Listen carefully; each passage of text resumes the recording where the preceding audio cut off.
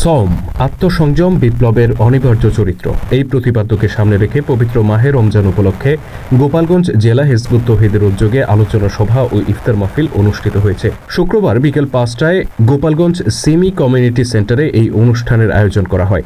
গোপালগঞ্জ জেলা হিজবুত তৌহিদের সভাপতি শরীফুল ইসলামের সভাপতিত্বে অনুষ্ঠানে প্রধান অতিথি হিসেবে উপস্থিত ছিলেন বরিশাল বিভাগ হিজবুত তৌহিদের সভাপতি শফিকুল আলম উকবা।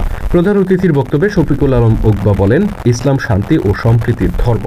এই ধর্ম কখনোই উগ্রবাদ, চরমপন্থা, সাম্প্রদায়িকতা ও অসহিষ্ণুতাকে সমর্থন করে না, কিন্তু বিভিন্ন সময় বিকৃত ব্যাখ্যার মাধ্যমে ধর্মবিশ্বাসী মানুষকে ধ্বংসাত্মক কর্মকাণ্ডে ব্যবহার করা হয়।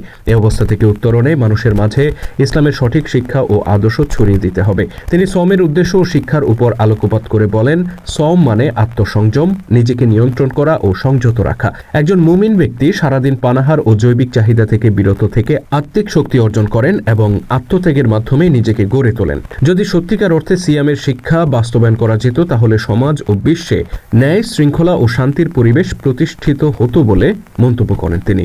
এর আগে পবিত্র কোরআন তেলাওয়াতের মাধ্যমে অনুষ্ঠানের সূচনা হয়। হিজবুত তৌহিদ বরিশাল আঞ্চলিক আমির রুহুল আমিন মৃধার সঞ্চালনায় অনুষ্ঠানে বিশেষ অতিথি হিসেবে উপস্থিত ছিলেন গোপালগঞ্জ জেলা মুক্তিযোদ্ধা ডেপুটি কমান্ডার শেখ বোরহান উদ্দিন, বরিশাল বিভাগীয় হিজবুত তৌহিদের শিক্ষা ও প্রশিক্ষণ বিষয়ক সম্পাদক আরিফ মোহাম্মদ আলী আহসান, বরিশাল জেলা হিজবুত তৌহিদের সভাপতি লোকমান হোসেন, ঝালকাঠি জেলা হিজবুত তৌহিদের সভাপতি সাফায়েত হোসেন, শরীয়তপুরের সভাপতি বাইজিদ মালত সহ সংগঠনের বিভিন্ন পর্যায়ের নেতাকর্মীরা। আলোচনা সভা শেষে প্রধান অতিথি মানবজাতির শান্তি ও কল্যাণ কামনা করে দোয়া ও মোনাজাত পরিচালনা করেন। পরে মাগরিবের আজান হলে উপস্থিত সকলের মাঝে ইফতার পরিবেশন করা হয়।